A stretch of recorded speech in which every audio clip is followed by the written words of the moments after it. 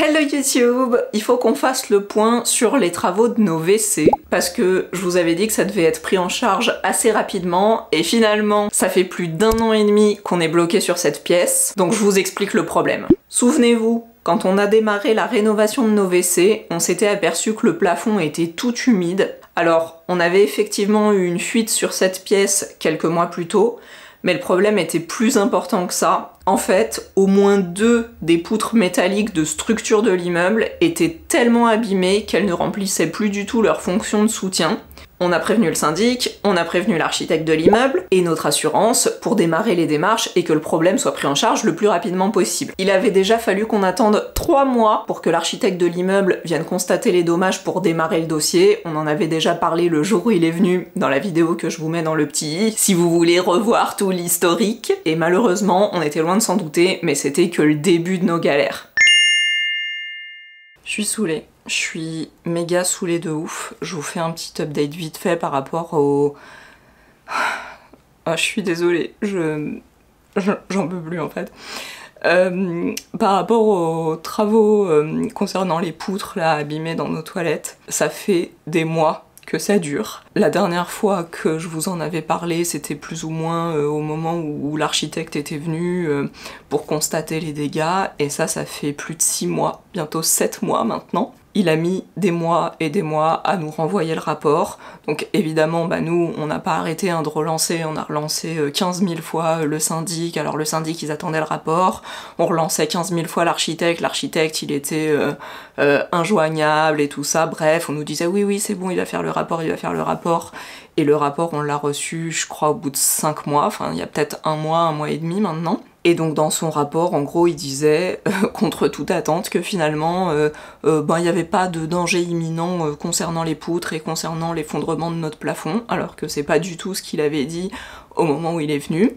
Bref, par mesure de précaution, il voulait quand même faire passer le bureau d'études pour donner éventuellement une préconisation sur la marche à suivre pour savoir justement ce qu'il fallait faire, si on pouvait laisser en l'état ou pas. Et en fait depuis, on attend justement d'être contacté par le bureau d'études. Donc l'architecte, c'est toujours pareil, il se renvoie la balle avec le syndic, donc le syndic nous dit « Ah nous on n'a rien reçu de leur part », l'architecte nous dit « J'ai fait parvenir au syndic le devis du bureau d'études, donc on attend la validation et dès qu'il valide, on peut vous contacter pour prendre rendez-vous et que le bureau d'études vienne pour regarder l'état des trucs et dire ce qu'il faut faire ». On en était là, et en fait on a reçu il y a quelques temps la convocation à l'Assemblée Générale, la prochaine AG, et on s'aperçoit qu'en fait ces travaux qui devaient être pris en urgence et qu'on devait qu'on devait effectuer rapidement et ensuite refaire valider en AG, et finalement c'était soumis au vote à l'AG. Alors là je me suis dit non, en fait c'est pas possible, il y a un moment, quand est-ce que ça s'arrête quoi? Donc on a essayé de joindre le syndic, injoignable. Alors apparemment la gestionnaire de notre immeuble et de ce dossier en question, elle est en arrêt maladie. Alors moi je m'en fiche qu'elle soit en arrêt maladie, mais il y a un moment, si ça dure trop longtemps son arrêt maladie, il faut que le dossier il soit repris par quelqu'un d'autre, parce qu'à chaque fois qu'on appelle on nous dit « Ah on va vous rappeler, elle est en arrêt maladie quelques jours » et tout ça. Ça fait 1 mois et demi qu'elle est en arrêt maladie. Donc bref, donc là j'ai appelé ce matin, donc pareil, on veut me passer personne, en fait on me dit « Ah oui non, elle est pas là, y a personne qui est au courant du dossier ». Donc on me dit au téléphone d'envoyer un mail à l'assistante et qu'on reviendra vers moi, et moi je pète un câble en fait, et je leur dis non mais moi je veux parler à quelqu'un tout de suite, donc voilà, il faut vous me passez quelqu'un, peu importe la responsable de la nana qui est en arrêt, je m'en fous, mais en fait il y a un moment il faut que ça s'arrête quoi. Donc finalement ils ont bien voulu me donner quelqu'un au téléphone. La nana elle fait style qu'elle est pas au courant alors qu'elle est très bien au courant parce que Stéphane l'a déjà eu plusieurs fois au téléphone aussi. Bref, finalement je me mets à chialer tellement j'en peux plus en fait, tellement je lui dis non mais moi je suis à bout là. C'est-à-dire qu'il y a un moment faut arrêter de nous prendre pour des cons, faut arrêter de nous dire oui ça va être pris en charge et non et oui et machin et ça passe en AG et non ça passe pas en AG. Là en l'occurrence dans la convocation à l'AG, dans le document il y a rien en fait. Donc ils ont soumis au vote à l'AG juste le fait de faire venir le bureau d'études, mais même pas le fait de faire réaliser les travaux en fait. Donc la nana elle me dit ah oui je vous comprends, bon c'est sûr, ça doit pas être facile machin, oui tu nous comprends, ça doit pas être facile, mais en même temps ça fait 6 mois que tu fous rien quoi. Bref, Donc finalement, après discussion, elle me dit qu'elle va voir, qu'elle me tient au courant. Elle me rappelle genre 10 minutes après, elle est allée demander la validation à notre voisin qui est président du conseil syndical, là vous savez le gars qui reloue sur les bruits. Il a donné l'autorisation pour au moins faire passer le bureau d'études. Donc maintenant j'attends que le bureau d'études me rappelle pour venir justement vérifier l'état des poutres et faire le rapport, sauf que le rapport, ben, ils auront pas le temps de le finaliser et de l'envoyer avant la prochaine AG. Donc là, elle me dit oui, alors par contre, bah du coup, on pourra pas réaliser les travaux tout de suite, il faudra refaire valider ça à la prochaine AG, ou alors sinon, il va falloir convoquer une AG extraordinaire pour faire valider ces travaux. Ça fait 6 mois qu'elle fout rien pour déjà mettre le truc à cet âge-là. Je lui dis bah en fait les travaux c'est censé être des travaux d'urgence, donc on peut peut-être juste les faire passer avec le fonds de travaux et puis faire revalider en AG la prochaine fois. Et puis surtout que nous on a eu une AG de retard parce que l'AG de cette année en fait n'a pas eu lieu, donc là l'AG qu'on va faire cette année c'est l'AG de l'année dernière qui elle non plus n'a pas eu lieu. Donc je lui dis bon bah de toute façon on a une AG de retard et normalement la prochaine AG après celle-ci doit avoir lieu d'ici 2 ou 3 mois pour justement qu'on ait plus de retard en fait, pour résorber ce retard. Ce que je vous ai pas dit, parce que j'étais franchement beaucoup trop énervée ce jour-là, c'est que le rapport de l'architecte, c'est pas un dossier super compliqué, qui prend beaucoup de temps à faire, qui fait 10 pages, c'est juste une note de 3 lignes pour expliquer que vu l'état actuel des poutres et le fait qu'elles sont endommagées, il faut renforcer la structure et donc il faut faire venir un bureau d'études de structure pour définir la solution adéquate. Donc 6 mois pour recevoir ce document, c'était vraiment du foutage de gueule, surtout qu'il y avait aussi en annexe des photos de certains endroits de chez nous qui avaient franchement rien à voir avec le reste du dossier. Je me suis dit que comme c'est un document qui avait été envoyé à toute la copro, ils avaient dû bien se rincer l'œil à regarder un petit peu ce qu'on avait fait chez nous. Mais il y avait aussi des photos de la salle de bain des voisins du dessus, avec leur bac de douche non étanche, les petits carrelages qui sont en train de s'en aller, etc.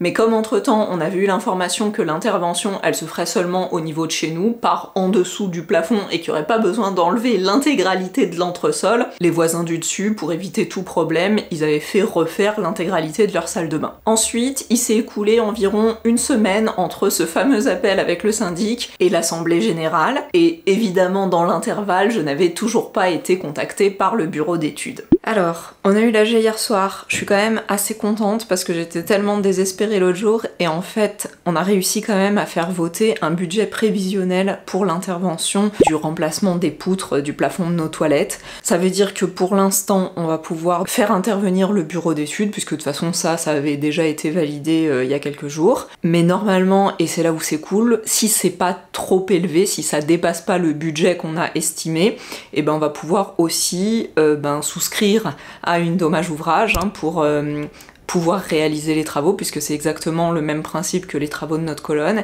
et puis faire l'intervention, faire réaliser l'intervention. Donc j'espère que ça va pouvoir se faire. Normalement, le bureau d'études doit me contacter d'ici quelques jours, donc j'attends, et puis on va bien voir ce que ça donne. Je viens d'avoir aujourd'hui le passage du bureau d'études concernant la réparation du plafond de nos toilettes. Alors il s'est pas passé grand chose, elle est restée franchement 30 secondes, enfin 30 secondes à regarder le plafond, après on a discuté un petit peu, mais bon, en gros ce qui est ressorti de l'entretien c'était que effectivement donc il allait falloir, comme ce que l'architecte avait dit, renforcer les poutres, et que en fait la solution technique définitive dépendrait de l'état véritablement des poutres une fois qu'elle pourrait les voir, mais ça n'a pas été possible aujourd'hui, puisque ce qu'elle a dit c'est qu'il fallait faire passer une entreprise qui allait complètement enlever tout le plâtre du plafond pour qu'elle ait justement la visibilité complète sur l'état des poutres. Donc c'est un peu saoulant parce que ça nous retarde encore une fois de plus, c'est-à-dire que moi je pensais qu'elle venait aujourd'hui et qu'elle nous faisait le rapport et que ça y est, on lançait les travaux, et non, ça rajoute encore une étape intermédiaire. Alors en plus ça m'énerve franchement par rapport à l'architecte qui était intervenu, parce que déjà il a mis une plombe à nous renvoyer son rapport, plus de 5 ou 6 mois, mais surtout ça c'est quelque chose qu'il aurait pu demander à être fait au moment où il est venu, parce qu'il savait très bien, je pense que la nana du bureau d'études elle allait pas pouvoir faire son étude s'il y avait toujours le plâtre au plafond. Bref, donc elle a pris le temps de m'expliquer en détail les solutions qui pouvaient être retenues par rapport à ça. Alors je me souviens pas pas exactement, hein. Donc on attendra d'avoir le rapport et de voir exactement ce qu'elle préconise. Mais en gros, j'espère que ça va pouvoir être fait rapidement. Enfin, je dis ça, et en même temps, la dernière fois, j'avais déjà beaucoup d'espoir, et ça a pris des mois et des mois, donc je ne me prononce pas trop sur ça, mais en gros, elle nous a dit qu'elle nous envoyait son rapport dans 2 jours, et puis que surtout, elle faisait intervenir l'entreprise pour déplâtrer le plafond, pour qu'elle puisse revenir pour faire son étude technique. Elle m'a d'ailleurs redit que c'était hyper dangereux, et que le plafond pouvait pas rester comme ça encore des mois et des mois, parce que ça pouvait s'effondrer à tout moment, et puis surtout, la petite partie qui est un petit peu en relief, enfin un petit peu décrochée, ça, elle préconise vraiment de le faire tomber au plus vite. Alors évidemment, nous, on pourrait le faire, mais l'idée, c'est de pas se mettre plus en danger, et on sait jamais ce qui peut se passer au moment où on décroche ce morceau, et donc elle m'a dit non, qu'elle allait faire intervenir quelqu'un, et que ce serait fait au moment où ils vont déplâtrer le plafond.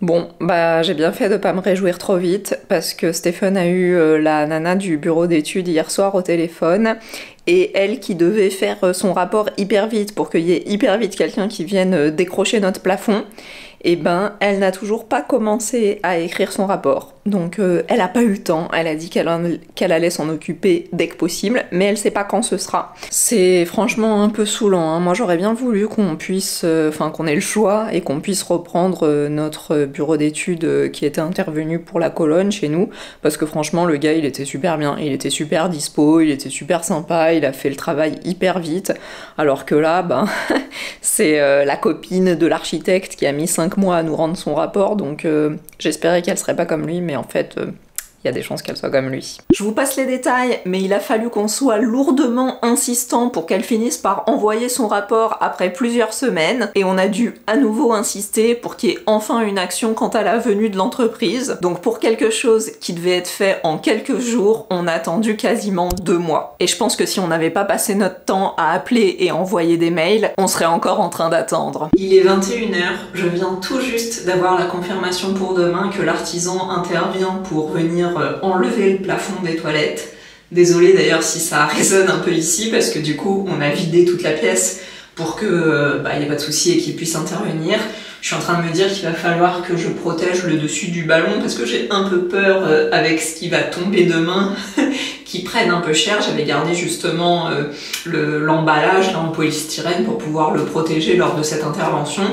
Franchement, je suis contente que ça arrive enfin, même si ça arrive franchement tard, parce que là, je crois que dans une vingtaine de jours, on est à 1 an du jour où on avait découvert l'état des poutres, donc ça a pris énormément de temps, parce que du coup, entre l'architecte qui a pas fait son taf, le bureau d'études qui vient, mais en fait qui peut pas voir parce que le plafond doit être enlevé, etc., en gros, ça veut dire que le mec qui va faire le travail demain, là, qui va enlever le plafond, ça aurait dû être fait au moment où l'architecte est venu. Bref, j'ai dû déjà vous dire ça parce que vraiment, ça me saoule en fait. Enfin, je me dis, personne fait son taf. Alors c'est toujours pareil, le syndic, la nana du syndic qu'on a actuellement est pote avec l'architecte est pote avec le bureau d'études fait travailler son pote qui vient enlever le plafond. Enfin, vraiment, c'est une grosse mafia, quoi.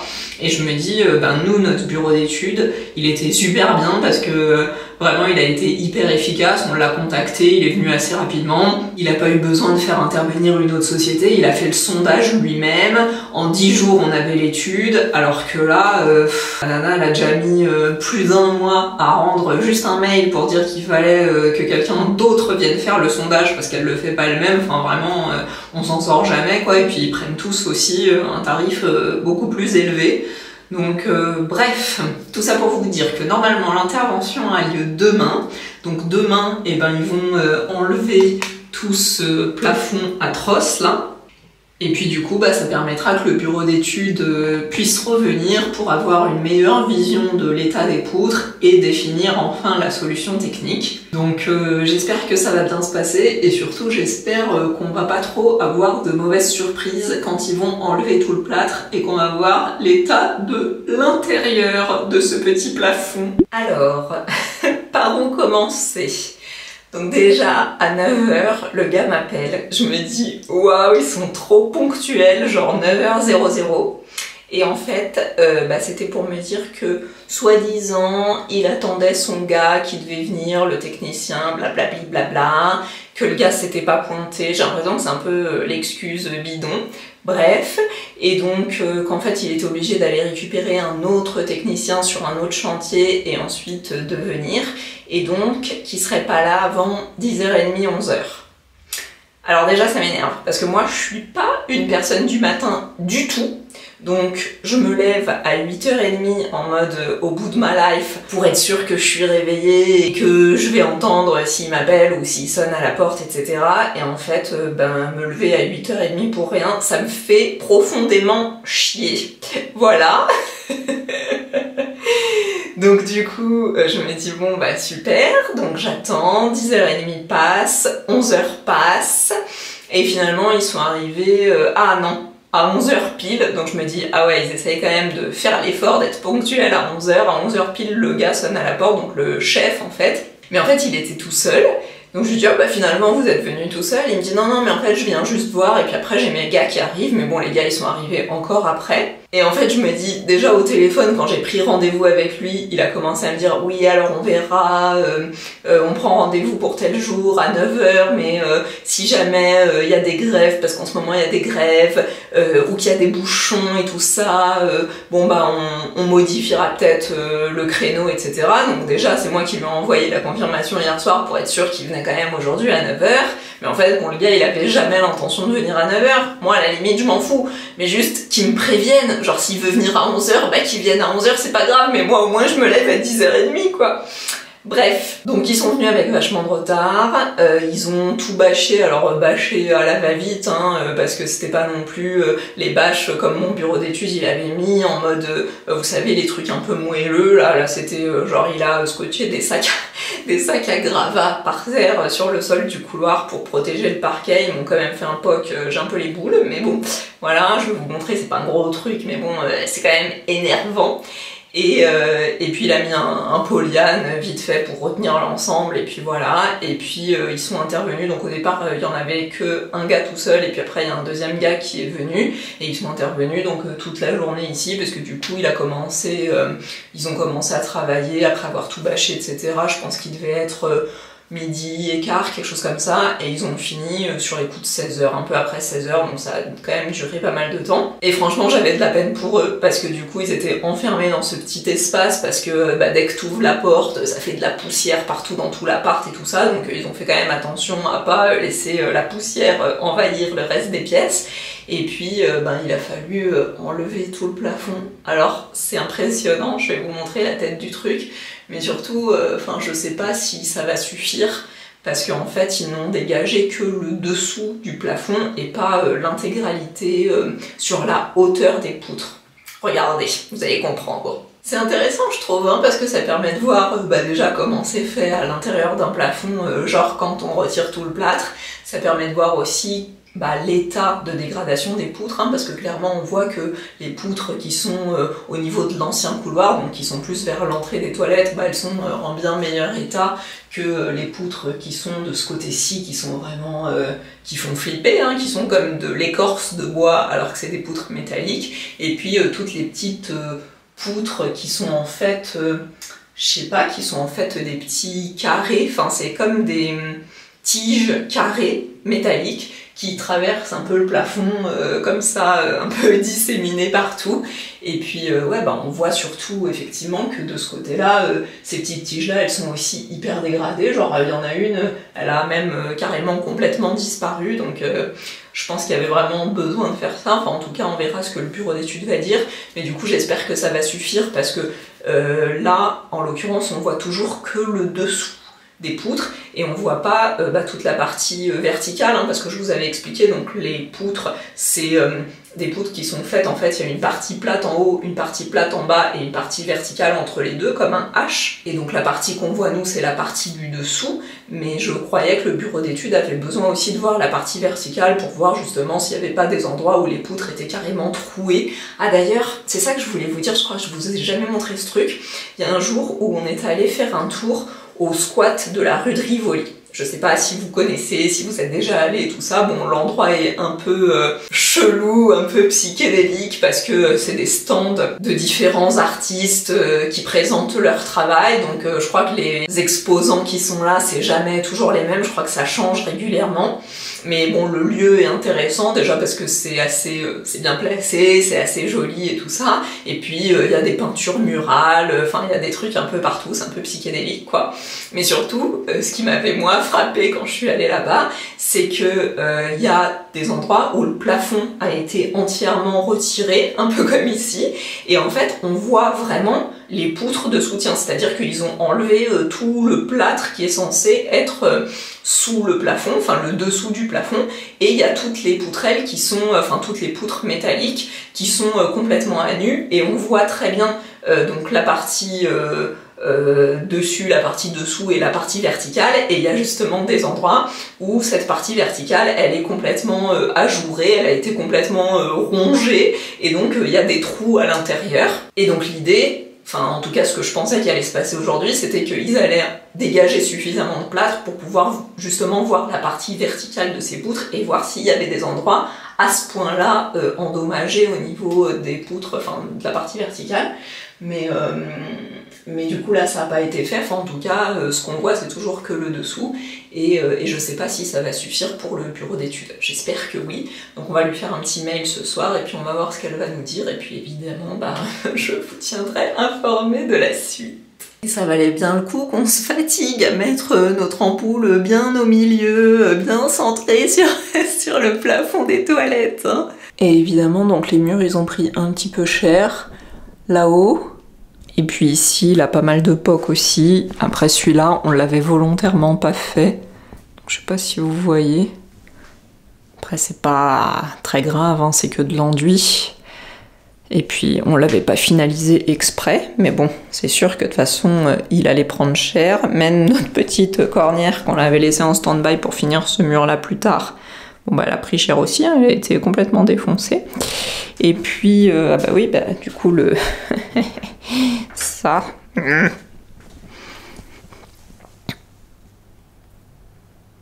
Voilà. Bon, ça fait un peu chier, mais bon.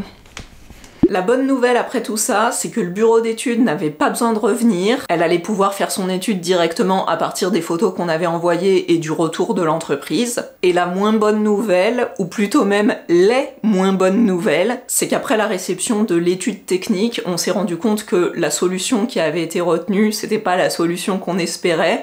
En gros, quand le bureau d'études était venu, elle m'avait expliqué qu'il y avait deux solutions possibles.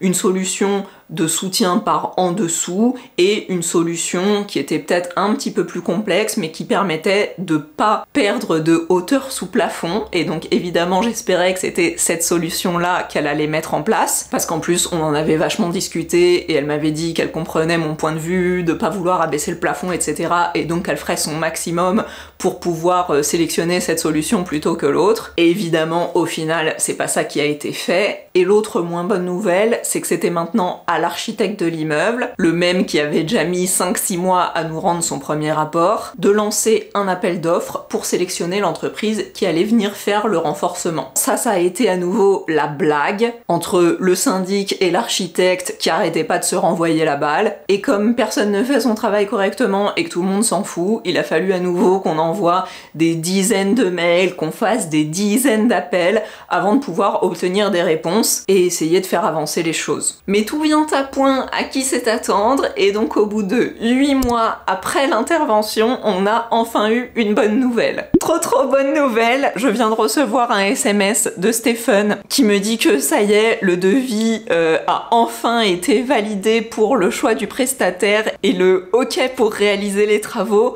au niveau du plafond de nos toilettes. Donc je suis trop contente parce que on se voyait reparti pour encore des mois et des mois et des mois, donc avec un peu de chance, ça va être assez rapide. Je me fais pas non plus trop de faux espoirs parce que j'ai l'habitude que ça se passe jamais comme on espère.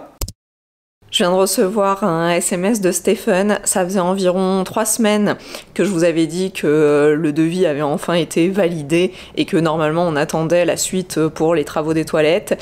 Et finalement on n'avait pas de news, hein, donc on a relancé plusieurs fois. Comme d'habitude le syndic et l'architecte se renvoient la balle, donc le syndic dit on attend que l'architecte confirme et puis il se passe rien parce que l'architecte ne répond pas. Et donc aujourd'hui on est vendredi. Et hier matin, donc Stephen a recontacté une nouvelle fois le syndic pour leur dire on comprend pas, ça fait 3 semaines qu'il se passe rien. Le syndic nous a dit on attend toujours que l'architecte réponde, et l'architecte a répondu pour dire que en fait lui il n'avait jamais reçu l'ordre de mission de la part du syndic. Donc en fait c'est trop pénible parce que personne ne fait son taf quoi. Donc finalement la nana du syndic elle a rectifié la situation, elle a envoyé l'ordre de mission. L'architecte vient de répondre aujourd'hui pour dire qu'il avait bien reçu l'ordre de mission, donc on croise les doigts pour que on n'ait plus trop longtemps à attendre avant de pouvoir caler une date avec l'entreprise et que les travaux aient enfin lieu dans nos toilettes. Et pendant que je filmais ça, regardez ce que Stéphane vient de m'envoyer. Et après, on se demande pourquoi les travaux de l'appartement ne sont toujours pas finis. Donc encore un peu de patience. Si vous êtes arrivé jusqu'à ce moment de la vidéo, mettez-moi un petit « je croise les doigts » emoji dans les commentaires. Et je l'ai déjà beaucoup trop dit, mais cette fois, j'espère vraiment que ça va être réglé rapidement et qu'on va pouvoir refermer ce chapitre de galère. Bisous!